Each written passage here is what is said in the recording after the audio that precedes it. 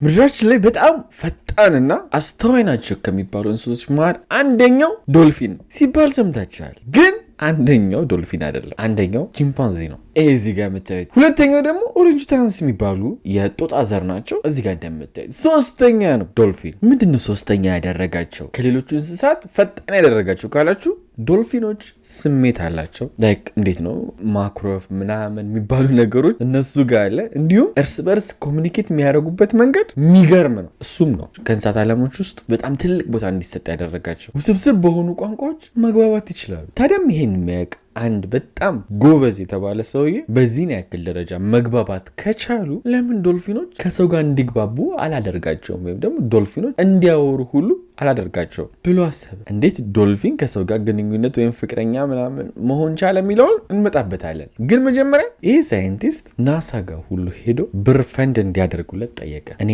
ዶልፊኖችን እንግሊዝኛ አስተምራለሁ፣ ምክንያቱም ዶልፊኖች ለመግባባት በጣም ስማርት ናቸው ብሎ አሰበ። ናሳም በሚገርም ሁኔታ ፈቀደለት። ጭራሽ ሁሉ ላብ የሚመራመርበትን ቢውልድ ያደረጉለት ወይም ሰሩለት ከባህር ጎን። በነገራችን ላይ 200,000 ሰብስክራይብ ደርሰናል። የኔ ቤተሰብ በኢየሱስ ባለፈው በነገራችን ላይ ከ200,000 ሰብስክራይብ ውጪ እንዲሁ ከሰው ጋር ቁጭ ብዬ እያወራን ነበርና በጣም ያኮራኝን ነገር ልንገር። ያንተ ቤተሰብ ሎያል ወይም ታማኝ ናቸው። ሁሌ ነው ቪዲዮ የሚያዩልህ፣ ሁሌ ነው የሚከታተሉልህ። ምንም ብትለቅ ያያሉ እያሉ ነበርና ያው እኔም በቻልኩት ያቀው ላለማሳፈር ሞክራለሁ። ማቀርበው ነገር ቆንጆ እንዲሆን ገብታችሁ ስታዩ ፈታ ብላችሁ እንድትወጡ ሞክራለሁ። ግን እናንተም ስለምትወዱኝ በጣም በጣም አመሰግናለሁ። እናም አንድ ነገር አስቤያለሁ። ምን መሰላችሁ? ራስ ወዳድ መሆን አልፈልግም። እኔ 200,000 ሰብስክራይብ ገባ። እናንተም 200,000 ሰብስክራይብ እንድትገቡ ፈልጋለሁ። እኔ ዩቲዩብ ስጀምር ቢያንስ 4 ዓመት በትንሹ በጣም በትንሹ የምነግራችሁ 4 ዓመት ሆነ እያለሁ 4 ዓመት 5 ዓመት ከዩኒቨርሲቲ እንደተመረኩ ነበር የጀመርኩት። እናም ሪያክት ሰርቻለሁ። ከዛ በፊት ለብቻዬ እንደዚህ እያወራው ምናምን ሰዎችን እንደዚህ ነው ይሄ ትክክል አይደለም ይሄ ትክክል ነው እያልኩ ለማስተማር ሞክሬያለሁ። ፕራንክ ቪዲዮ ለመስራት ሞክሬያለሁ። ዩቲዩብን ሳላውቀው ዝም ብዬ በድፍረት ብዙ ቪዲዮችን ሰርቻለሁ። ግን አሁን ያለኝን እውቀት ስለ ዩቲዩብ ያኔ ባቅ ኖሮ በእርግጠኝነት አሁን 200,000 ሳይሆን 1 ሚሊዮን ምናምን ገባ ነበር። ከብዙ ጥፋቶች ከብዙ ስህተቶች ነው እዚህ ትንሽ አሁን 200,000 ሰብስክራይብ የደረስ ነው። እናም ዩቲዩብ አንዳንድ ቲክቶከሮችን ማይታችሁ ሊሆን ይችላል። ዩቲዩበር ለመሆን ሞክረው ከብዷቸው ምንም ሳይታይላቸው ትተውታል። አሁን በጣም እናንተ የምትወዱት ወቸ ጉድ ራሱ ታዋቂ ሰዎችን ይዞ 1 ዓመት ምናምን ምንም ቪው ሳይኖራቸው ምንም ሳይገባቸው ሰርተው ግን በኋላ ላይ የሆነ ሲስተሙ ሲገባቸው ተለውጠዋል። ዩቲዩብ የራሱ የሆነ ሳይንስ ነው። ኢቨን አንዳንድ እንደኔ ራሱ የሚሰሩ አሉ ሀበሾች ማቃቸው፣ ግን ምንም ቪው የላቸው። ዩቲዩብ ላይ ብዙ ማወቅ ያለባቸው ነገሮች አሉ። እኔ ያኔ ብዙ ታዋቂ ሰዎችን ጠይቄ ቢነግሩኝ የሚጎዱት ነገር የለም፣ ግን ሳይነግሩኝ በራሴ ብዙ መስዋዕትነት ከፍያለሁ። አሁን ግን እናንተን ላስተምራችሁ እፈልጋለሁ። እኔ ብቻ ሳይሆን 200,000 እናንተም 200,000 ሰብስክራይብ እንዲኖራችሁ እፈልጋለሁ። ብሩ ደግሞ ቆንጆ ነው። በወር በትንሹ ከ100,000 ብር በላይ ትሰራላችሁ። ትሰሩም ደግሞ በነፃነት ነው የምትሰሩ። እዚህ እንትመጣብኝ ምን የምትነካኩት ነገር የለም። የራሳችሁ ስራ ነው። ብዙዎች ዩቱበሮችንም አይታችኋል።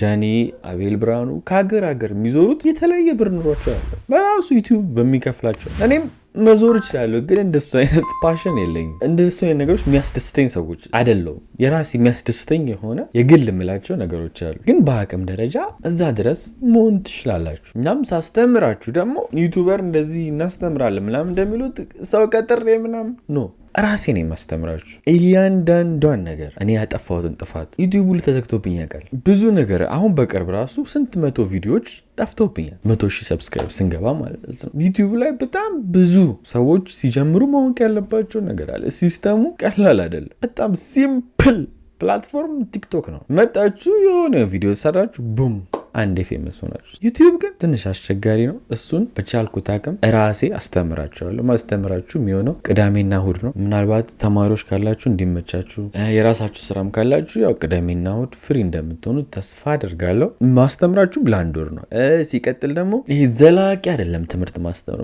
ሜቢ 5 ወይ 6 ወር ባስተምር ነው ማለት 5 እና 6 ወር ማለት አንድ ተማሪ ቢያንስ 1 ወር ነው የሚማረው። 6 ባቾች ነው የሚኖሩት ማለት ነው። ምክንያቱም ለማስተማር ትንሽ ጊዜ ይፈልጋል። በዛም ደግሞ ፍላጎቱ ያላቸው ልጆች ወዲያው ጠቅ አድርጌ አስተምሬ ወደ ዋናው ስራ ወደዚህ ዩቲዩብ ሙሉ ታይሚን ሰጥቼ መስራት ፈልጋለሁ። ያው እንዳልኳችሁ በራሴ ስለማስተምራችሁ ጊዜ ስለሚፈልግ ረጅም ጊዜ የማስተማር እቅድ የለኝም ከ5 ወርና ከ6 ወር በላይ። እናም ትክክለኛ እኔ ህይወቴን መለወጥ ፈልጋለሁ ምትሉ ባይዘው ስለ ዩቲዩብ ብቻ ስለ ቲክቶክ ራሱ የሆነ አንዳንዴ ቪዲዮ ሰርታችሁ ቫይራል ለምን እንደማይወጣላችሁ፣ ንግድ ላይ ከሆነ ስራችሁ ንግዱ ላይ የራሳችሁን ዕቃ ያስተዋወቃችሁ ለምን ቫይራል እንደማይወጣላችሁ እያንዳንዱን ነገር ትጠይቁኛላችሁ። እያንዳንዱን ነገር እየበታተንኩ አስተምራችኋለሁ። እኔ እንዴት እንደምሰራም ጭምር አስተምራችኋለሁ። ከዛም በአንድ ወር ውስጥ ሁሉን ነገር አውቃችሁ ኮንቴንት እንድትጀምሩ ነው ማድረጋችሁ። ይሄ ዝም ብሎ ማስተማር ብቻ አይደለም፣ ኮንቴንትም ሰጣችኋለሁ። የምትሰሩትንም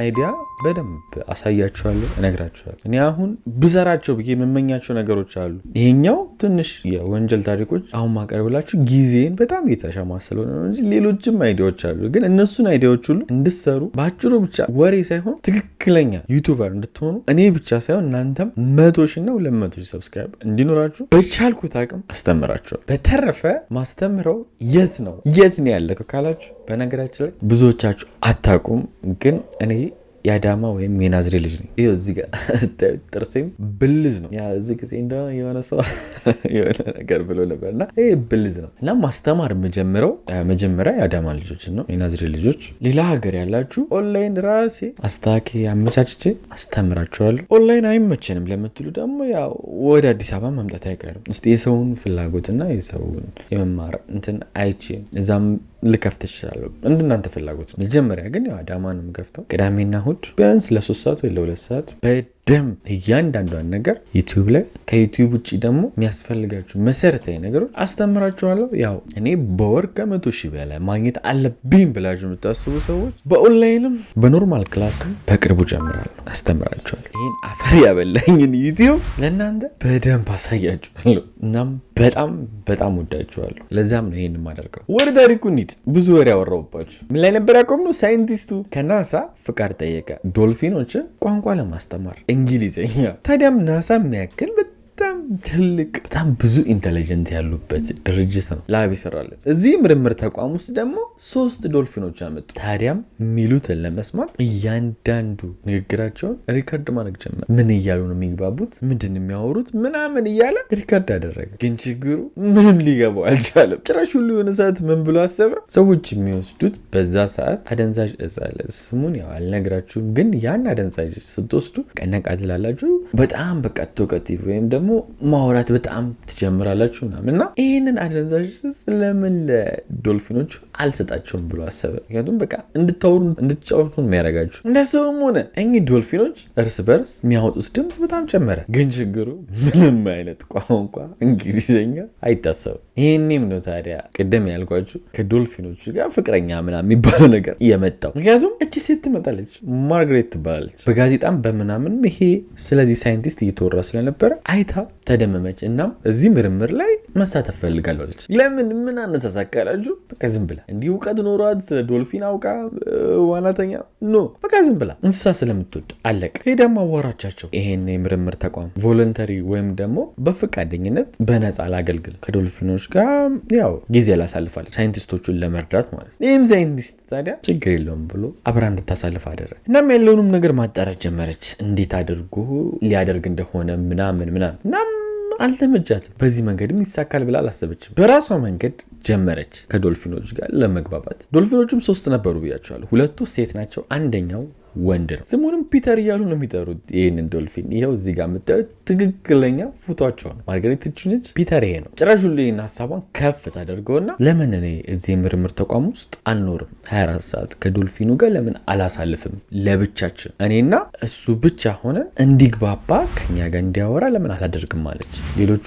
3 ነበሩ ዶልፊኖቹ ብያቸዋለሁ። እነሱን 2ቱን ለብቻ አድርገው ከፒተር ከሚባለው ዶልፊን ጋር ለብቻ ለማሳለፍ ሳይንቲስቱን ጠየቀችው። ሳይንቲስቱም እንዲህ ብሎ አሰበ። እሱ በሚሄድበት መንገድ እነዚህ 2 የቀሩ ዶልፊኖች ላይ ይመረመራል። እሷ እሺ በቃ ለብቻሽ ፒተር ዶልፊኑ ላይ ተመራመሪ ብሎ ተስማሙ። አብረው ማሳለፍ ከጀመሩ በኋላም ይሄ የምታዩት ትክክለኛ ሌላኛው ፎቶ ነው። ፒተር ዶልፊኑም ታዲያ እንዲያወራ ታወሯለች። ሰላምታ እንዲለምድ ሃይ ሃው አር ዩ ያለች ታወሯለች። በሚገርም ሁኔታም ደግሞ አንዳንድ ድምጾችን እንደሷ ፒተር ማስመሰል ጀመረ። ማለት ማውራት ባይችልም ተመሳሳይ ተቀራራቢ ድምጾችን ማውጣት ጀመረ። ማነው ሲባል ፒተር ነኝ ማለት ጀመረ። እንዳልኳችሁ ግን ፐርፌክት አይደለም፣ ተቀራራቢ ድምፅ ነው፣ የሆነ የሚመስል ድምፅ የሚያወጣው። በዛ ላይ ደግሞ ዶልፊኖች ስሜት አላቸው ብያቸዋለሁ። ስለዚህ ከእሷ ጋር ተግባብቶ በቃ የምትሄድበት ይሄዳል። ፔት እንድታደርገው ወይም ደግሞ እንድታሸው እንድትነካከው ለስርስሯ ይላል። ከትንሽ ቆይታ በኋላ ግን ወንድ ስለሆነ ያው ጾታዊ ነገር ስለሚያስፈልገው ለእሱ ጊዜ ደግሞ እየወሰደች ከሴቶች ዶልፊኖች ጋር ጊዜ እንዲያሳልፍ ታደርገዋለች። ግን ይሄ ነገር በሁለቱ በፒተር ዶልፊን እና በእሷ መሀል ያለውን ግንኙነት ትንሽ ክፍተት ስለሚፈጠር ከእሷ ጋር የበለጠ ጊዜ እንዲያሳልፍ ማድረግ ጀመረች። ችግሩ ግን ነገሮች እንዳሰቡት ስላልሆነ ይሄ ፕሮጀክት ከሰረ። ምንም ቢያደርጉ እኚህ ዶልፊኖች እንግሊዝኛ እንደማያወሩ ገባቸው። ናሳም ምንም አይነት ብር ከዚህ በኋላ ለዚህ ምርምር ተቋም አልከፍልም አለ። በዚህ ሰዓት ታዲያ ማን ተጎዳ? ዶልፊኑ ተጎዳ። ዶልፊኑ እንዳልኳችሁ ስሜት አለው። እናም ከማርጋሬት ጋር በጣም ተቀራርቦ ወዷት ነበር። የሚያስበው በቃ ልክ እንደ ፍቅረኛው አድርጎ ነው ዶልፊኑ። እሷ ደግሞ ይሄ ምርምር ተቋም ፈንዱን ወይም ብሩን ሲያጣ ወደምትኖርበት ተመለሰች። ይሄ ምርምር ተቋም ከነበረበት ቦታ ተነስቶ ዶልፊኑም ደግሞ ፒተር የሚባለው ዶልፊን ለብቻው ገንዳ ተሰጥቶት እንዲኖር ተደረገ። ግን ይሄ ዶልፊን ራሱን አጠፋ። እንዴት? የአሳ አይነቶች ጊልስ ያላቸው አሉ። ጊልስ ማለት ውሃ ውስጥ መተንፈስ እንዲችሉ ሆነው የተፈጠሩ አሳዎች አሉ፣ መተንፈስ ይቻላሉ። ዶልፊኖች ግን ብሎሆል የሚባል አናታቸው ላይ ያለ እዚህ ጋር አሁን እዚህ የምታዩት ፎቶ በሱ ነው አየር የሚስቡት እና ውሃ ውስጥ ሆነው ከ10 ደቂቃ በላይ መቆየት አይችሉ፣ ይሞታሉ። የሚተነፍሱት እየወጡ ከላይ አየር እየወሰዱ እየገቡ ነው። ስለዚህ ይሄ አዲስ የተሰራለት ገንዳ ለፒተር በጣም ጠባብ ነው፣ ጨለማ ነው፣ ምግብ ብቻ ነው የሚሰጠው። በዛ ላይ በጣም የሚወዳትን ማርጋሬትን አያገኛትም። እንዳልኳችሁ ዶልፊኖች ስሜት ስላላቸው ወጥቶ ተንሳፎ አየር መውሰድ እየቻለ ራሱን አስጥሞ ውሃ ውስጥ ራሱን ገደለ። ዛሬ እውነተኛ ታሪካችን ይህን ይመስላል። መቼም ዶልፊኖች ከሰዎች ጋር ግንኙነት ይኖራቸዋል ብዬ አስቤ አላውቅም። በቀጣይ ቪዲዮ እንገናኛለን። በጣም ወዳቸዋለሁ። አመሰግናለሁ። እስከምንገናኝ